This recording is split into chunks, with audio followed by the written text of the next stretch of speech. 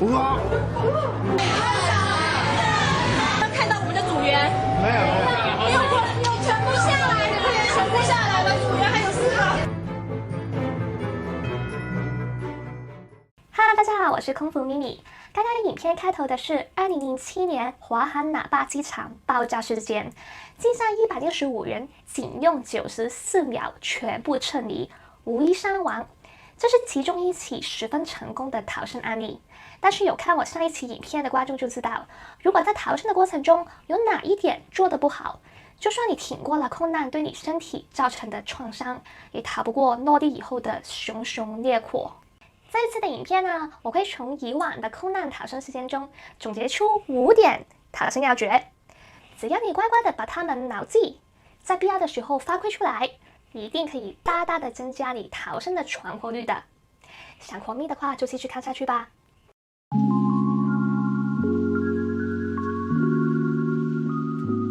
我的频道呢是以空姐的角度分享一些航空安全、航空趋势或是冷知识等等，如果觉得有用的话就订阅我吧。要顺利的从事故中逃生，不是发生意外的时候才去想要怎么做，而是在上飞机以前已经要做好知识方面的准备了。比如说先看完这条影片。不开玩笑了，其实我想说的第一个要诀呢，就是飞前须知。这里面呢主要包括有3点哦。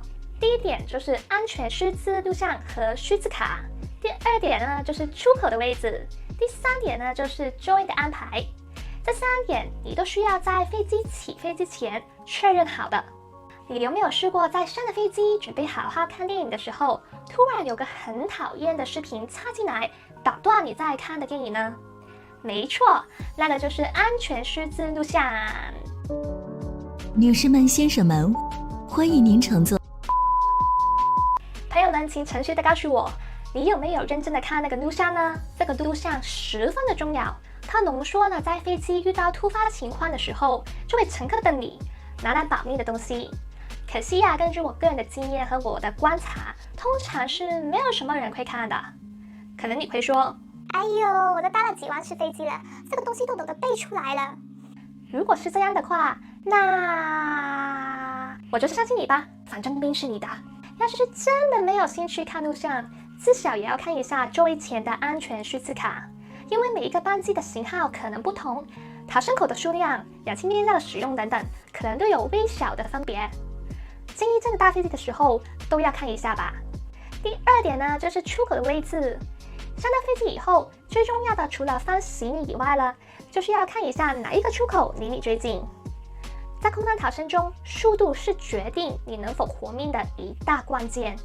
要是事故发生的时候，可能因为机舱太暗或是布满了浓烟，遇到你不能够及时的找到出口，那可是十分的危险的。所以你要知道自己身在客舱的什么位置，附近有什么出口，最好能够认住1个或以上的出口，才能够在紧急的情况下顺利的逃生。第3点呢是座位的安排，在起飞降落还有紧急情况的时候，把椅背竖直，桌板、脚踏等等东西都收好。另外还要注意，通常坐在逃生门旁边的乘客呢，都会被邀请在紧急的情况下协助逃生，可能会先滑到地上去拉一下后面滑下来的乘客，或是站在逃生口帮助疏散等等，听到时候空服员的安排了。这个协助呢，虽然说是自愿性的，但如果你做到了这个逃生口的位置，你就要接受这个协助逃生的要求。如果你不接受啦，其实也没关系的，但是就可能要请你坐到别的位置，空服会再请别的乘客来帮忙的。第2个要诀呢，就是2大姿势，分别有防冲击姿势和跳滑梯的姿势。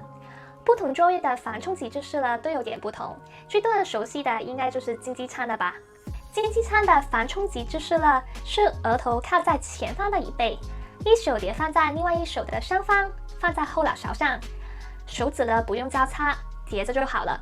双腿就放在地面上，双腿并拢。要是前面没有椅子，就头胸紧贴大腿，一样贴着双手放在后脑勺就好了。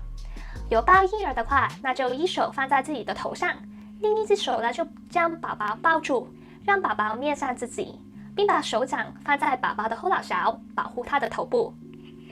要是商务舱或以上的乘客呢，那就背部紧靠椅背。座椅是面向机头的话，那就低头，让下巴紧靠锁骨的地方。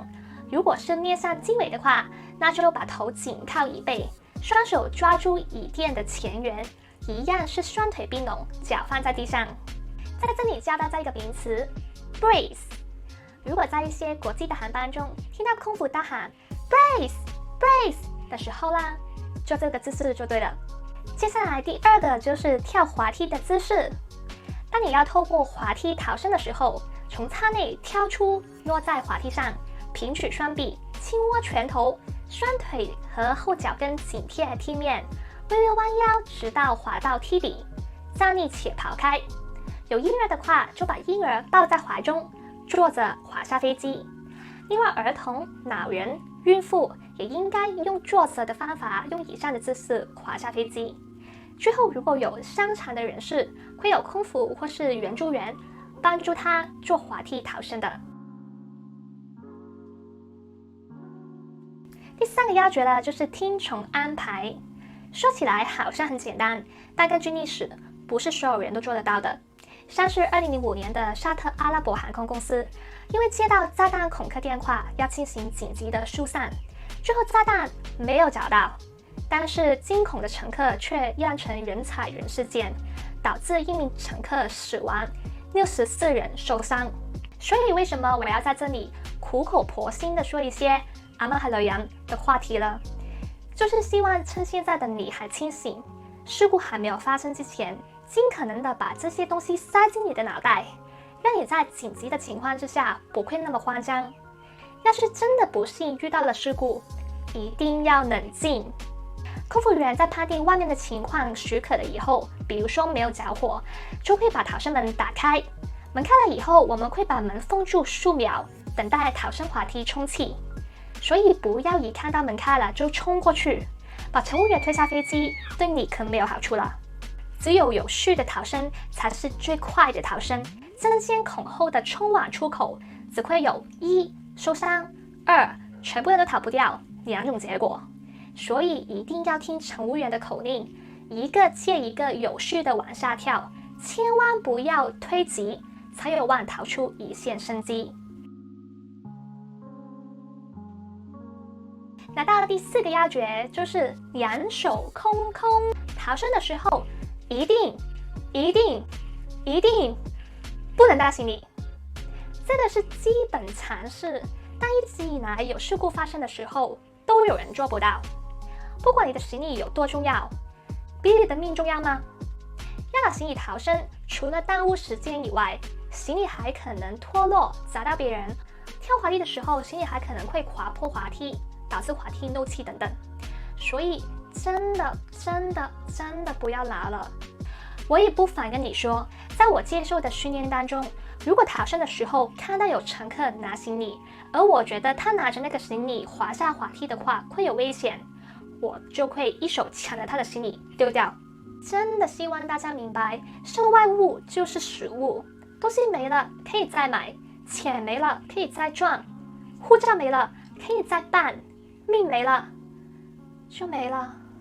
除了行李以外，其实也要取下一些像钢笔啊、发夹和高跟鞋等等尖锐的物品，防止在激泳的时候可以伤到自己，或是割破滑梯。